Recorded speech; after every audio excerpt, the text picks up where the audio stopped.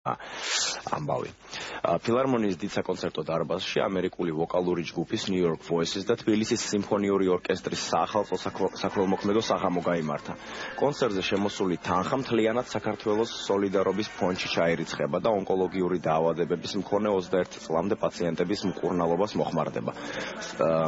საახალწლო საღამოზე New York Voices მიერ სპეციალურად ამ კონცერტისთვის არანჟირებული ცნობილი საშობაო კომპოზიციები შესრულდა.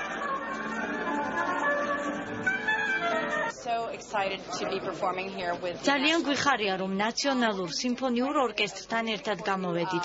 ცოტა ჯაზი, ცოტა მსუბუქი და თანამედროვე მუსიკა. ფიქრობ, კარგი ნაზავი გამოვიდა.